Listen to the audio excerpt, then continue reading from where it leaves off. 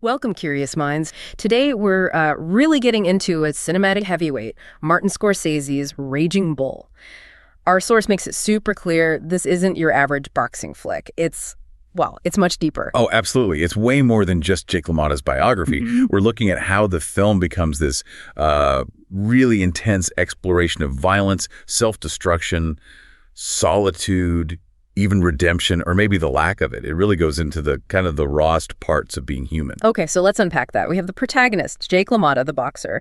Robert De Niro's performance is, wow, legendary. But the source says his fiercest fight never happens in the ring, but within himself. What does that really tell us? Well, that's the fascinating part, isn't it? The film digs deep into his personal demons, his insecurities, this almost inevitable drive he has towards messing things up for himself. It's so much more than just tracking his wins and losses in boxing. Right. And the violence, the source points out, it's almost like his main way of communicating. Like boxing is just another outlet for this anger he has inside. Aggression is his only language. Exactly.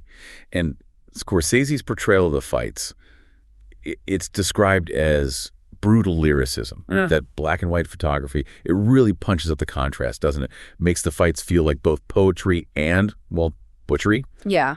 And crucially, that violence doesn't stay in the ring. It completely infects his relationships with his brother Joey, with his wife Vicky. It's all suspicion, jealousy, hostility. He just seems kind of incapable of showing love or tenderness. So even when he reaches the top, becomes champion, the source says he was incapable of enjoying it. It's like success just brought more paranoia, more pressure, almost like an urge to tear it all down. Yeah. How does the film show that self-destruction so powerful? That's a great question. The film really presents this self-destruction, this auto-destruction as like his core nature. You see it so visually in his physical change, right? From this lean champion to later in life, the description is obese and decadent, performing in these second-rate clubs. And it leads to this profound loneliness. His violence pushes everyone away, family, friends. He ends up totally isolated. That jail scene. Wow. Where he's just hitting the wall. Yeah, banging the stones, screaming. It's like a metaphor, isn't it? His mind is the real prison he can't escape. And what's so striking and maybe unsettling is that the film doesn't give us an easy out. No neat redemption arc.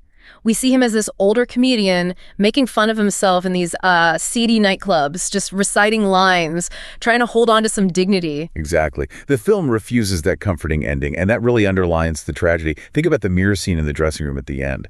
It's not about finding peace. It feels more like just accepting defeat. He built his whole life, his identity, on pushing away love and trust. He never really breaks free from himself. So yeah, Raging Bull is definitely much more than a boxing movie. It's this incredibly powerful, unflinching look at the edges of the human condition. LaMotta's life becomes this symbol for, well, violence, self-destruction, that deep solitude, and how hard redemption can be defined. Maybe impossible sometimes. Its real power, its greatness, lies in shining a light on those most uncomfortable corners of the human soul, as our source puts it.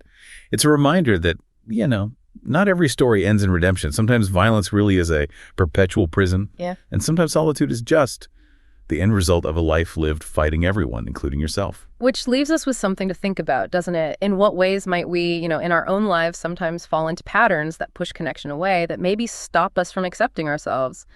Echoing LaMotta's journey in some small way.